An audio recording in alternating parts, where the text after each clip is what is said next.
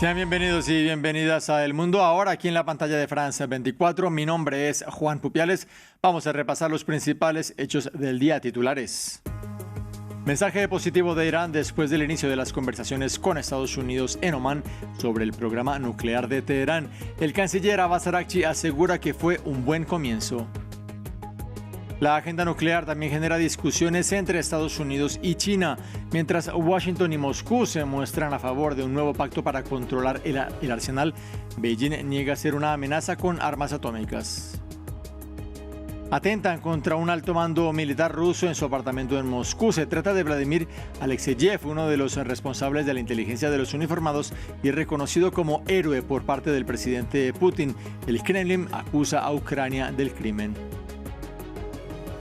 En Directo A abordamos el fin del mandato del Consejo de Transición en Haití. Es mucha la incertidumbre en torno al futuro de la isla y a unas elecciones previstas para tener lugar en agosto, justo cuando la seguridad sigue siendo una gran preocupación. Los detalles en minutos con nuestro corresponsal. Comenzamos.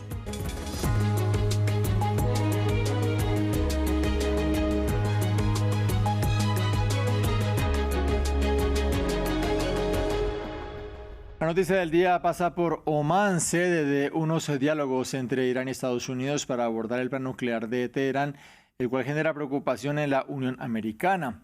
Fue un buen comienzo, de acuerdo con el ministro de Exteriores iraní Abbas Araghchi, quien en sus propias palabras tuvo unas largas e intensas conversaciones con Steve Witkoff, enviado especial del presidente estadounidense Donald Trump. Aunque poco después del final de la reunión, Estados Unidos anunció la sanción a 14 entidades y 14 buques de la denominada flota fantasma iraní. En este contexto, el diario The New York Times publica unas fotos satelitales que aseguran son una prueba de las labores de reconstrucción en instalaciones de misiles balísticos afectadas en la guerra de los 12 días con Israel. Si la otra parte continúa con el proceso actual y mantiene el mismo enfoque, podremos alcanzar un marco para las conversaciones y los temas que se debatirán en las próximas reuniones. No quiero juzgar ahora, pero creo que ha sido un buen comienzo y que puede continuar bien. Pero eso depende de la otra parte y también de las decisiones que se tomen en Teherán.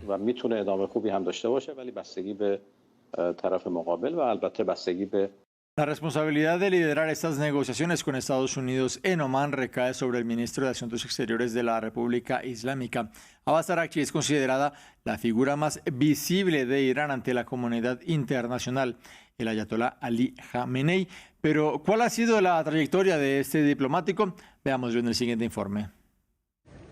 Abbas Araghchi es el jefe negociador de Irán en estas nuevas conversaciones con Estados Unidos, un papel que conoce bien. Ya forma parte de la delegación iraní en 2015 cuando se firmó el acuerdo nuclear de Viena, hoy caducado. Hace 3 semanas, en plena represión sangrienta por parte de las autoridades contra el movimiento ciudadano, tomó la palabra en varias ocasiones para justificar el actuar del gobierno, calificando a los manifestantes de terroristas. En estos momentos, nuestras fuerzas de seguridad controlan totalmente todas las ciudades del país. Gozamos de una superioridad total en materia de inteligencia.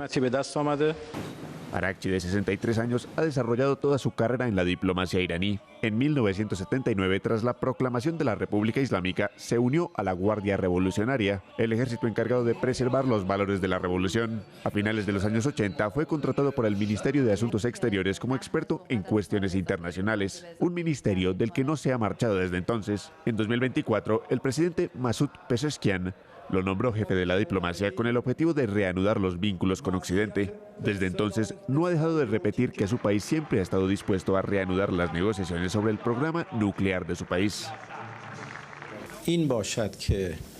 Si el objetivo de las negociaciones es garantizar que la República Islámica de Irán nunca intente dotarse de armas nucleares, entonces me parece que es perfectamente posible llegar a un acuerdo. Pero si el objetivo es privar a Irán de sus actividades nucleares pacíficas, entonces nunca habrá ningún acuerdo. Irán y Estados Unidos mantuvieron conversaciones en abril y mayo de 2025, unos diálogos que lograron suspender los enfrentamientos armados con Israel en la denominada Guerra de los 12 días. La agenda nuclear es también tema de discusión entre las principales potencias mundiales. Mientras Estados Unidos y Rusia negocian restablecer un acuerdo de desarme de armas atómicas, la Unión Americana asegura que es necesario que China haga parte de las conversaciones.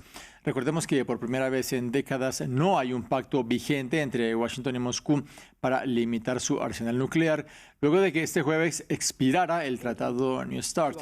China ha rechazado en el pasado ser incluida en esos diálogos. Al respecto, su embajador para el desarme, Shen Jian, se mostró en contra de lo que dijo es una falsa narrativa de definir al gigante asiático como una amenaza nuclear.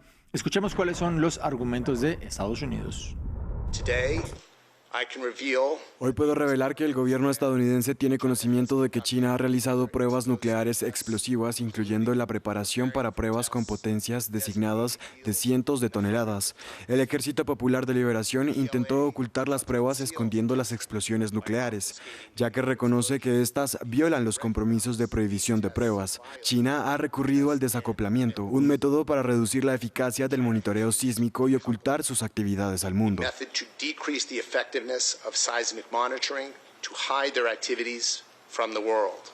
Este viernes las autoridades rusas informaron que el teniente general Vladimir Alexeyev fue baleado en su apartamento de Moscú. El Kremlin responsabilizó rápidamente a Ucrania, que acusó de entorpecer las negociaciones de paz.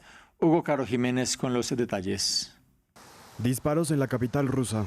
Este viernes la Fiscalía de Moscú informó que el teniente general Vladimir Alexeyev fue baleado en un edificio residencial en el noreste de Moscú. Una situación caótica para los vecinos del sector.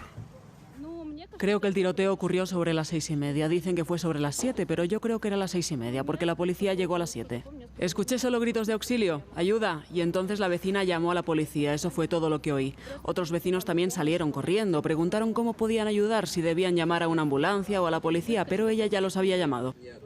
Alexeyev es subjefe de la Dirección del Estado Mayor del Ministerio de Defensa, un militar clave para Rusia. En el pasado fue uno de los encargados de negociar con Yevgeny Prigozhin durante el motín de 2023 del grupo Wagner. Rápidamente el Kremlin responsabilizó a Ucrania por el hecho. Este acto terrorista confirmó una vez más la constante provocación del régimen de Zelensky, cuyo objetivo es, a su vez, interrumpir el proceso de negociación. Además, confirmó su compromiso de hacer todo lo posible para convencer a sus patrocinadores occidentales de que sigan presionando a Estados Unidos para impedirles alcanzar un acuerdo justo. Desde el inicio de la invasión rusa, varios altos oficiales del Kremlin han sido asesinados, con Moscú señalando a Kiev de los ataques. En algunos casos, la inteligencia militar ucraniana ha reivindicado su responsabilidad. De diciembre de 2024 a la fecha, otros 3 oficiales del mismo rango de Alexeyev fueron asesinados en Moscú o sus alrededores. Tragedia en Pakistán, al menos 31 muertos y 169 heridos deja un atentado suicida contra una mezquita chiita en Islamabad, la capital. El edificio se encuentra a las afueras de la urbe, en la zona de Tarlai, y de acuerdo con las autoridades es posible que aumente la cifra de víctimas. Una fuente de seguridad declaró ante la agencia AFP que el atacante activó los explosivos en la entrada al recinto en medio del rezo del viernes. Se trata del ataque más mortífero sobre esa ciudad desde lo ocurrido en 2008 contra un hotel. Vamos a España. Este viernes el presidente del gobierno, Pedro Sánchez, visitó las zonas más afectadas de su país por la tormenta Leonardo, el fenómeno meteorológico que ha azotado la península ibérica en los últimos días. Todo esto mientras que está previsto que desde el sábado Portugal y España sufran nuevamente intensas lluvias por una depresión bautizada como Marta. Veamos más en este informe. La península ibérica inundada por la tormenta Leonardo. El fenómeno meteorológico ha dejado pueblos sumergidos en agua y ha provocado la evacuación de miles de personas en España y Portugal durante los últimos días. Este viernes el presidente del gobierno español visitó las zonas más afectadas en el sur del país.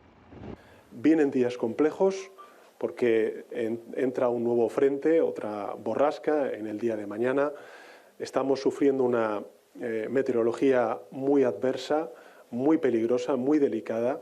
Y por eso yo solamente quiero hacer 2 llamamientos, 1 a la calma, 2 a la prudencia. Las agencias meteorológicas de España y Portugal ya han advertido de la llegada a partir del sábado de una nueva depresión bautizada Marta. Para este meteorólogo, lo ocurrido en los últimos días no tiene precedentes. Yo en los años que tengo, yo nunca he visto llover tanto como estos días. Bueno, yo nunca he visto coger nadie 304 litros con 9 que cogí yo el día 4. Es una burrada. Yo nunca he visto eso. Y ahora, en 2 días anteriores he cogido 120, 100 y pico, 200. Que es una burrada. Yo nunca he visto esto en la edad que tengo, vamos. Leonardo es la última de una ola de media docena de tormentas invernales que han azotado a Portugal y España desde principios de 2026 y que han dejado varias personas muertas e inundado ciudades por completo. Cambiamos de tema. Este viernes se inauguran los Juegos Olímpicos de Invierno, una cita que tendrá lugar en las ciudades de Milán y Cortina d'Ampezzo y con una ceremonia inaugural en el mítico estadio de San Siro. El evento contará con la participación de estrellas como Laura Pausini o Mariah Carey. Previamente desde Cortina, nuestra enviada especial Irene Savio nos compartió detalles sobre estas horas previas al encendido del pebetero olímpico. Sí, así es, ya nos encontramos en Cortina, que como decías es una de las principales sedes de estos Juegos Olímpicos que se disputan en distintas localidades del norte de Italia. De hecho, a mis espaldas incluso pueden ver el logo de estos Juegos Olímpicos, esta escultura que se encuentra aquí, pero la noticia de hoy es que, bueno, en realidad la noticia de las últimas horas es que ha nevado, quizás también lo pueden ver, ha nevado mucho, quizás más de lo esperado y de hecho algunos entrenamientos, algunos de los primeros entrenamientos se han tenido que cancelar. En cualquier caso, las competiciones, eso sí, se mantienen. Lo que estamos viendo aquí es también mucho ajetreo, por supuesto. Los operarios están limpiando las calles de la ciudad, están ultimando los últimos preparativos, poniendo las vallas también para la ceremonia precisamente que se celebrará esta noche. Un clima en todo caso mucho más relajado del que se está viviendo en Milán, donde hay protestas en curso, protestas contra nuevamente el ICE, la Policía Migratoria de Estados Unidos, que es parte de la delegación estadounidense, y también por la presencia de Israel, que participa a estas competiciones a pesar de que algunos habían solicitado que fuese excluido. Llegó el momento de Directo A. Finaliza el mandato del Consejo de Transición de Haití, constituido ante el vacío de poder que enfrentó la nación tras el asesinato del presidente Jovenel Moïse en julio de 2021 y la posterior renuncia del primer ministro Ariel Henry en abril de 2024. Para ampliar esta noticia conectamos con nuestro corresponsal en Santo Domingo, José Rafael Mata. Gracias por estar con nosotros. ¿Qué le espera a Haití tras la finalización del Consejo de Transición Presidencial? En pocas horas, Haití entra nuevamente en un proceso que, digamos, entra en un hilo institucional delicado, tras lo que podría catalogarse como el fracaso de este Consejo de Transición Presidencial, que no logró marcar una ruta de transición clara con un cronograma de elecciones que le devolviera al país un poco de estabilidad y de institucionalidad. Lo que se espera es, pues, que de alguna manera el Poder Ejecutivo, más allá del límite establecido, que era el 7 de febrero, pueda de alguna manera darle un poco de continuidad ejecutiva de alguna manera al poder político, tras la falta de consenso entre los 9 miembros colegiados de esta comisión presidencial. Haití pues queda en manos nuevamente de las bandas armadas, que son las que realmente han tenido el control del territorio, principalmente de Puerto Príncipe, la capital política y económica del país, lo que ha imposibilitado acuerdos políticos hasta la fecha. De otra parte, ¿cuál ha sido el balance de este Consejo de Administración y concretamente del primer ministro Alex Didier Fils-Aimé? Bueno, la falta de consenso político, la falta de acuerdos y la falta de diálogo ha sido claro en todo este proceso para que no se presente ante el país y sobre todo ante la comunidad internacional un cronograma claro y definido para buscar una solución electoral a la crisis que ha venido presentando y que ha venido arrastrando Haití. El primer ministro pasó por momentos difíciles hace algunos meses, cuando casi es destituido o se buscó alguna sustitución. Son las bandas armadas, reitero, quienes manejan el control y el liderazgo de los territorios, y sobre esto no ha podido hacer nada ni la comunidad internacional ni este Consejo de Transmisión. Recordemos de Transición. Recordemos también que hace algunos meses, durante la Asamblea General de las Naciones Unidas, el presidente de la República Dominicana, precisamente, que es el único país que hace frontera terrestre con Haití,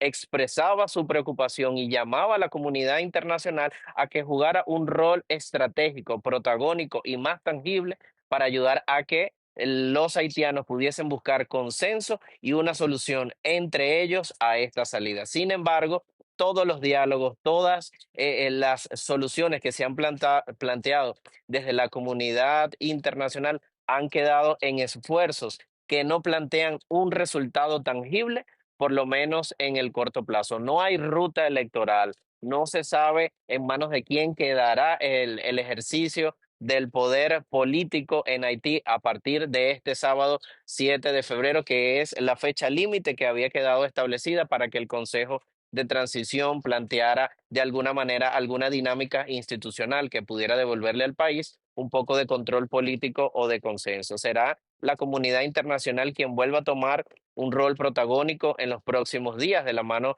de la Organización de las Naciones Unidas, del CARICOM y de otros organismos internacionales que han estado dándole seguimiento a este proceso. Lo que se vislumbra es un poco más de incertidumbre institucional y el gran temor de la República Dominicana como país vecino y de los organismos internacionales es que con esta debilidad política, con esta señal de debilidad, las bandas armadas puedan retomar o puedan erigirse con mucho más poder y control sobre los otros territorios en los que han de alguna manera perdido fuerza, como las zonas fronterizas, que son las zonas económicas o de mayor movimiento comercial de Haití. Eso es lo que tiene que ver con este panorama político y de gobernanza, pero José Rafael, ¿qué podemos decir acerca de la seguridad en Haití? Tenemos una perspectiva permanente de que es una situación que se sigue deteriorando, ¿es así?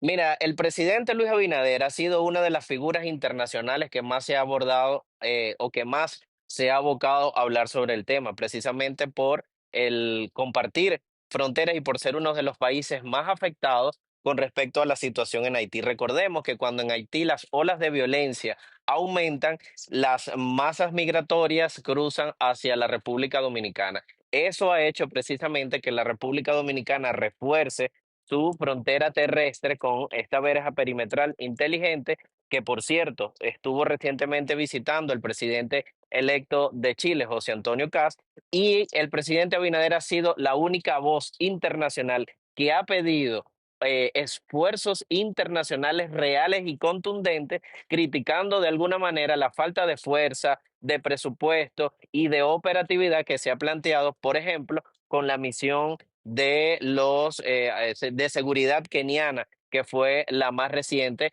que por logística, que por falta de presupuesto, no se ha visto de alguna manera haya generado algún tipo de solución, por lo menos en temas de seguridad sobre ese país. El único país que sigue haciendo de alguna manera, levantando su voz y pidiendo a la comunidad internacional esfuerzos claros y tangibles, sigue siendo la República Dominicana, quien sí ha estado, además de decretar a las bandas haitianas como organizaciones terroristas, ha reforzado drásticamente su seguridad y ha realizado medidas migratorias para contener y de alguna manera las bandas haitianas del otro lado de la frontera. Eso es lo que te puedo decir, que se comenta aquí en la República Dominicana, que se ve desde la República Dominicana ante esa creciente e insistente ola de violencia que se mantiene en Haití y que probablemente con esta falta de consenso político, con esta falta de liderazgo, pueda crecer en los próximos días.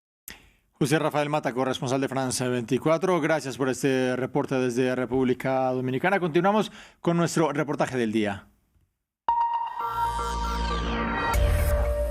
España recicla el 15% de sus aguas residuales en comparación con menos del 1% respecto a su vecina Francia. La región de Murcia es pionera reciclando el 98% de estas aguas, principalmente para la agricultura. Esto supone una gran ayuda en épocas de sequía. Sin embargo, aunque muchos consideran que reciclar las aguas residuales es la forma más sostenible de gestionar este recurso, a algunos les preocupan los efectos en la salud. Veamos. Agua de inodoros, cocinas, lavadoras. Desde hace 17 años, Manuel Martínez riega sus 22 hectáreas de naranjos con aguas residuales de la ciudad. Esta es la zona donde se ha regado, o sea, es la zona de todo esto que veis, aquí lo llamamos cercones, que es la zona donde están las raíces y donde con un gotero, es un emisor de 4 litros a la hora, aplicamos el riego. Aquí cada árbol tiene 6 emisores. El 10% del agua que riega esta tierra proviene directamente de aguas residuales, un recurso vital en una región golpeada por la sequía. Murcia recibe 350 milímetros de lluvia al año, la cantidad más baja de Europa. Este agua tiene una ventaja que es la garantía, que disponemos de ella todo el año. Y al final el conjunto de agua de diferentes procedencias son las que nos permiten sobrevivir. A pocos kilómetros, la planta de depuración vecina trata el agua sucia mediante un proceso especializado. En las 100 plantas de la región, las aguas residuales se limpian con carbón activo y rayos ultravioleta para hacerlas aptas para el riego agrícola. Lo que hace el tratamiento de ultravioleta es que emite, las lámparas que tiene emiten radiación a una longitud de onda muy específica, y esa longitud de onda lo que hace es dañar el ADN de los microorganismos. Al dañar el ADN de los microorganismos no pueden reproducirse y mueren. La idea de reutilizar aguas residuales puede resultar desagradable, pero Pedro Simón asegura que es completamente segura. Para que realmente generara un problema a las personas, necesitarías tomar cada día 300 kilos de lechugas, con lo cual el peligro es absolutamente mínimo. En Murcia, el 98% de las aguas residuales se reciclan para uso agrícola, un récord en Europa. Pero algunas personas quieren ir aún más lejos. En Lorca están probando una nueva idea. Además de las aguas residuales recicladas habituales, los agricultores reciben parte del agua utilizada en las 9 fábricas de curtido de la ciudad. Oye, está bien, ¿no? Cada día, el proceso de curtido requiere 220 metros cúbicos de agua. La mayor parte se consume en estas gigantescas lavadoras donde se añade el tinte. A la salida de los bombos, todo el agua que sale, se le hace un filtraje de sólido grueso. Todo esto es piel que hay disuelta cuando se va terminando el proceso. Pero el producto más tóxico permanece, el cromo, utilizado para conservar la piel del animal. Para reducir su concentración, Pedro desinfecta el agua con productos químicos antes de un tratamiento final en una planta de depuración. Tenemos unos límites de vertido al agua de 5 ppm. El agua sale de fábrica entre 0,5 y 1 ppm. O sea, estamos muy por debajo de lo que la legislación permite. Pero es que luego hay un segundo tratamiento. O sea, ese segundo tratamiento, si ha quedado algo, lo elimina por completo. Eliminar completamente el cromo del agua es técnicamente imposible, dicen los críticos del proyecto. A orillas del río Guadalentín, el portavoz de la coalición de izquierda en Lorca nos muestra dónde se ha vertido parte de las aguas residuales de las curtidurías durante algunos años. Sostiene que ni siquiera un segundo tratamiento limpia el agua por completo. Aquí tenemos una experiencia muy larga en el sector del curtido. Yo he trabajado en ese sector y ha habido muchos compañeros que a día de hoy murieron por cáncer. Entonces, el cromo, si no se hace desaparecer de las aguas, lo que es que al final podemos estar contaminando todo. Esto es algo muy extraño, lo que quieren hacer. Esto, claro, tú esto al final lo vas a diluir en otra agua y no va a ser tan negra. Pero eso está ahí, eso está ahí. Shaki, ven. Una preocupación compartida por muchos vecinos. A pocos cientos de metros de su casa, Carmen y su hija María no están contentas con esta agua marrón. Shaki, Shaki, no, Shaki. Sí, porque esto al final, donde llegue, contamina. Exacto. Donde llegue. Y que esto llega a la comida que nos comemos al final. Yo no sé por qué siguen echando eso, sabiendo que es tan tóxico y tan malo. Si no lo consiguen limpiar del todo, bien para regar no está. Ahora, si lo consiguen limpiar, pues mira, agua aprovechada, que es que no tenemos. Y súper cara. El operador de agua de la ciudad dice que el estudio piloto durará varios meses, con pruebas de laboratorio regulares. Damos por finalizado este primer bloque informativo. Regresamos en un momento con más noticias.